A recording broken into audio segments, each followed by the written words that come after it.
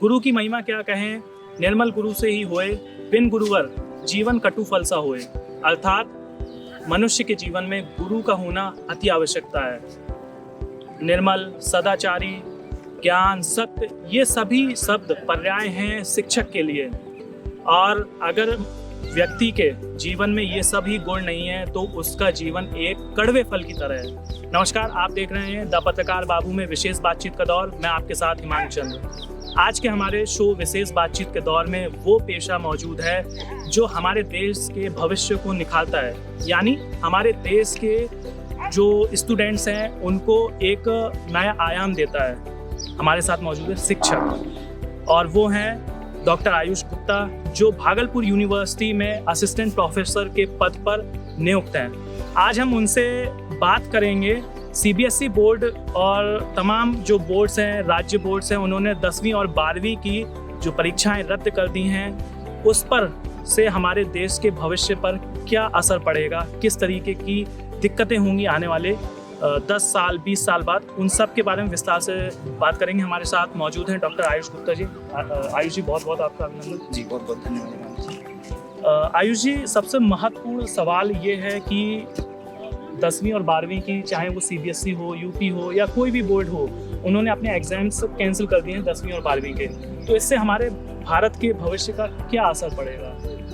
देखिए, board exam जो है वो कैंसिल होना, ये इसमें कोई विशेष बहुत कहने की बात नहीं है, लेकिन अगर किसी जन सामान्य से भी हम पूछेंगे तो मुझे लगता है कि शायद उसका यही जवाब होगा कि जब बोर्ड परीक्षाएं नहीं होंगी या कोई इस तरह का मूल्यांकन नहीं होगा तो छात्रों का आगे आने वाली कक्षाओं में कैसे हम ये डिसाइड करेंगे कि उनको कैसे मतलब उसमें स्तरीकरण कैसे किया जाए, किस महाविद्यालय में किसको एडमिशन दिया जाए, किस जो भी जितनी आईआईटी और इसके अलावा आईआईएम के जो भी इंस्टीट्यूशंस हैं उनमें किस आधार पर जो आगे एडमिशन्स होंगे, उसको सोचकर ऐसा लगता है कि बड़ा चिंतनीय विषय है। और आगे अगर बोर्ड परीक्षाएं कैंसिल हुई हैं तो उसका क्या समाधान निकलेगा, ये एक सबसे बड़ी समस्या है। बिल्कुल, ये समस्या जो हुई उसका समाधान किस तरीके से होगा। लेकिन अभी मैं आपको बता दूं, मैं एक रिपोर्ट पढ़ रहा था, उसमें देखा मैंने कि हमारे देश की जो स्थिति है वो लगभग 20 साल पीछे चला गया है। और अब आईआईटी और नीट के एग्ज़ाम्स भी हैं, वो लगभग कहीं ना कहीं निरस्त होने की कगार पे हैं। तो क्या ये आईआईटी और नीट के एग्ज़ाम और जिस तरीके से कक्षा 10वीं 12वीं के एग्ज़ाम कैंसिल हो गए हैं, तो इनके जो पोस्टपोन हो रहे हैं, तो हमारे देश में आने वाले 10 साल बाद और भी हमारा देश देश का जो भविष्य है वो 50 साल पीछे हो जाएगा? क्या आपकी राय रहेगी? देखिए, देश में अभी स्थिति जो बनी हुई है, मुझे लगता है कि इस स्थिति में जो है जब हम आर्थिक स्थिति की बात करते हैं या किसी के करियर की बात करते हैं तो अर्थव्यवस्था या करियर जो है वो उसके लिए व्यक्ति चाहिए। और अभी की जो पैंडेमिक सिचुएशन है उसमें मुझे ऐसा लगता है कि शायद अभी व्यक्ति को बचाना बहुत ज़रूरी है। हालांकि व्यक्ति को बचाना ज़रूरी है, लेकिन कहीं ऐसा ना हो कि व्यक्ति को बचाने के कारण कोई ये समस्या आ जाए कि बाद में हम व्यक्ति को तो बचा लें लेकिन उसके रहन सहन और उसके लिए आर्थिक व्यवस्थाओं का हम इंतजाम ना कर पाएँ। तो ये बहुत ज़रूरी चीज़ है कि हम कम से कम अभी जो है दोनों पर समानांतर रूप से काम करें। और मुझे लगता है कि अभी उस तरह से समानांतर रूप से काम किया जा रहा है। और जैसे बोर्ड परीक्षाएं अगर कैंसिल की गई हैं तो मुझे लगता है कि व्यक्ति को यहाँ बचाना ज़्यादा सबसे ज़्यादा आवश्यकता सबसे ज़्यादा उसकी।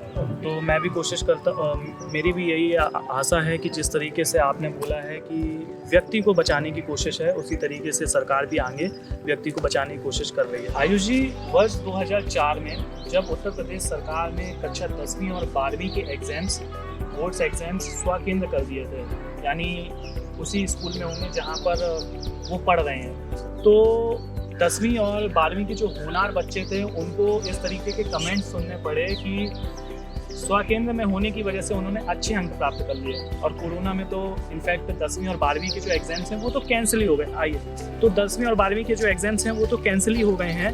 तो जो होनहार बच्चे हैं 10वीं और 12वीं के, उनको किस तरीके के इन कमेंट्सों का सामना करना पड़ सकता है? अभी मुझे लगता है शायद आपने जो है ये प्रश्न आपने बड़ा रिसर्च करके जो है मुझसे ये प्रश्न किया और बड़ा अच्छा प्रश्न है। मैंने ये उल्लेख जो है अपने आर्टिकल में किया हुआ है, अपने लेख में किया हुआ है जो भी पब्लिश हुआ है। और हाँ, वाकई में 2004 में उत्तर प्रदेश सरकार ने ये एक कार्य किया था कि सेल्फ सेंटर किया था, स्वकेंद्र किया था, और विद्यार्थी जो है वो अपने विद्यालय में ही परीक्षा दे सकता है। तो जैसे वहाँ उस बैच के जितने भी छात्र हैं, कम से कम उन्हें 4-5 वर्ष तक ये झेलना पड़ा कि आपका स्वकेंद्र था, इसलिए आपके 90% या 85% या 80% इस तरह से नंबर है। तो ये इस तरह की जब घटनाएं परीक्षा होने के बावजूद हो सकती हैं, तो उस आर्टिकल में मैंने ये एक थोड़ा सा मतलब उसको वहाँ से टच दिया था कि जब एक स्वकेंद्र होने पर इतने प्रश्न हो सकते हैं, तो जब परीक्षा नहीं होगी और उसके बाद उत्तीर्ण किया जाएगा, तो उस बैच को लोग कहीं ऐसा तो नहीं कहेंगे कि आप जो है कोरोना वाले बैच के हैं। तो ये होगा, ऐसा होगा। ये एक जो है बड़ी समस्या है। तो वाकई में ये हो सकता है, क्योंकि जहाँ पर हम जिस क्षेत्र की बात कर रहे हैं, शिक्षा की बात कर रहे हैं, आज शिक्षा में इतनी अधिक प्रतिस्पर्धा हो गई है कि व्यक्ति जो है वो कारण ढूंढता है कि मैं किसी व्यक्ति को कैसे पीछे करूं, और जब कारण ढूंढेगा तो वहाँ पे ऐसे तर्क जरूर आएंगे कि आप कोरोना वाले बैच वाले हैं, अच्छा इसीलिए आप जो है वो IIT में हैं इस समय बिना परीक्षा। तो ये सब लांछन उनको सुनने पड़ सकते हैं। आयुष जी, अब आपने आर्टिकल की बात करी दी है, तो मैं ये भी चाहूँगा कि आपने जो आर्टिकल अभी बीते 2-3 दिन पहले लिखा और वो पब्लिश हुआ पेपर में, तो उसके बारे में थोड़ी सा आप हमारे दर्शकों को बताइए कि उस आर्टिकल में आपने स्पेशली किस चीज़ को मेंशन किया है। सबसे पहले तो मैं ये बताना चाहूँगा कि वो एक बड़ा संक्रमण काल का आर्टिकल था, क्योंकि जिस समय सरकार ने जो है निर्णय नहीं दिया था बोर्ड परीक्षा होगी या नहीं, उससे ठीक पहले का आर्टिकल है, जस्ट एक दिन पहले लिखा गया था। और उसमें सुझाव थे, और वो सुझाव जो है एक संस्था है शिक्षा संस्कृति उत्थान न्यास, उसके राष्ट्रीय सचिव हैं श्री अतुल कोठारी जी। उन्होंने पूरे देश में जो शिक्षा संस्कृति उत्थान न्यास के कार्यकर्ता हैं, उनसे ही बातचीत करके, उनसे संवाद करके वो सुझाव मंगाए थे कि अपने देश में परीक्षाएं जो हैं बहुत आवश्यक हैं, तो उनका क्या दौर, मतलब किस तरह से होनी चाहिए वो परीक्षा। तो उन्हीं परीक्षाओं के लिए उन्होंने जब विकल्प ढूंढे, तो लोगों के जो भी उनकी तरफ से प्रश्न या सवाल जो भी थे, उन सब के उत्तर में 4 विकल्प जो हैं वो निचोड़ रूप में आए पूरे। और वो 4 विकल्प जो हैं उनमें 3 तो थे ऑफलाइन मोड के लिए, कि 3 तरह से पेपर हो सकते हैं, उसमें 3 विकल्प थे ऑफलाइन मोड के लिए, एक विकल्प था ऑनलाइन मोड के लिए। तो 3 विकल्पों में एक ये विकल्प था कि आप वर्णनात्मक परीक्षा ले सकते हैं, डिस्क्रिप्टिव टाइप का पेपर होगा। सेकंड में ऑप्शन था कि आप जो है वो ऑब्जेक्टिव टाइप पेपर लीजिए। ऑब्जेक्टिव टाइप पेपर लेने में ये सुविधा होगी कि आपको जो है OMR शीट, क्वेश्चन पेपर और रफ पेपर जो है एक पैकेट में देना होगा। उससे क्या होगा कि जो छात्रों और इन्विजिलेटर का जो संपर्क है वो कम रहता है। तो इस तरह से कई ऐसे सुझाव दिए, परीक्षा केंद्र को लेके बहुत सारे सुझाव दिए कि परीक्षा केंद्र में आप किस तरह से व्यवस्था कर सकते हैं, और क्या हम अपने छात्रों के लिए ऐसा कर सकते हैं जिससे उनको कोरोना काल से बचते हुए भी वो परीक्षा दे सकें, और सेंटर से लेके, छात्र से लेके, अध्यापक से लेके, उन सभी की सामूहिक रूप से जो है किसी तरह सुरक्षा हो जाए और हमारे एग्जाम्स हो जाएं। तो उस जो है उस सुझाव के लिए, उस सुझाव से संबंधित जो है वो लेख।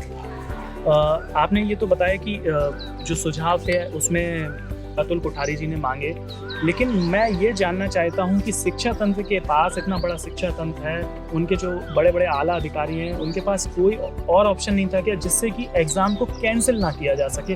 क्योंकि सबसे मेन बात है कि एग्ज़ाम का कैंसिल करना, मैं मानता हूँ कि इस समय जीवन बहुत ज़रूरी है, लेकिन एग्ज़ाम का कैंसिल करना कहीं ना कहीं हमारे भारत के आने वाली जो समय है उसको दिक्कत में कर सकता है। जी बिल्कुल ठीक कह रहे हैं आप, एक समस्या है, जैसा कि हमने पहले भी इस पर चर्चा की है। लेकिन मुझे लगता है कि जब हम अपने दृष्टिकोण से सोचते हैं, और किसी भी मतलब किसी भी विषय के बहुत सारे नज़रिए होते हैं, और उन नज़रियों में मुझे लगता है कि हम एक पक्ष देखते हैं उसका। जैसे मैं एक शिक्षक हूँ, तो मुझे ऐसा लगता है कि शायद बच्चे प्रसन्न हैं, उनके माता पिता प्रसन्न हैं कि एग्ज़ाम नहीं होंगे, लेकिन शिक्षक के अंदर क्या बीत रही है। आज एक शिक्षक जो है वो बहुत जब उन छात्रों की तरफ देख रहा है तो उसको एक भविष्य नज़र आ रहा है खोखली नींव का। उसका कारण ये है कि उनकी बिना परीक्षा के जब उनको आप मार्किंग करेंगे तो उसका आधार क्या होगा। तो कहीं ना कहीं जब मैं सोचता हूँ तो मैं एक शिक्षक की दृष्टि से सोचता हूँ। एक डॉक्टर जो है जब वो सोचेगा तो वो एक डॉक्टर की दृष्टि से सोचेगा। और मुझे लगता है कि जब उच्च स्तरीय बैठकें होती हैं, या जो प्रधानमंत्री स्तर की या जिन स्तरों की बैठकें होती हैं, उनमें केवल एक आयाम या एक पक्ष को नहीं देखा जाता। मैं आपको एक बड़ा रोचक विषय बताऊं। आदरणीय अतुल कोठारी भंडारी जी जो है वो मुझे लगता है कि उन्होंने शायद इससे पहले एक हफ्ते तक जो है शिक्षा मंत्री का रुझान देखा, तो शिक्षा मंत्री भी इसी पक्ष में थे भारत के कि हम परीक्षा कराएं। लेकिन फिर जब मीटिंग हुई तो उसके बाद वहाँ पे जो रिजल्ट निकला उसमें मुझे लगता है हो सकता है चिकित्सक पक्ष या कुछ और पक्ष जो होंगे वो इतने प्रबल रहे होंगे कि उनके तर्क जो हैं वो कहीं ना कहीं मानने के कारण ही परीक्षाओं को कैंसिल किया गया है। बाकी मैं आपको एक जानकारी के लिए बता दूं कि जो शिक्षा मंत्री का अभी तक का जो एक्टिविटीज़ थी उनसे ये लग रहा था कि बोर्ड परीक्षा हो जाएंगी। तो मुझे लगता है कि एक बड़ा लोकतांत्रिक निर्णय है।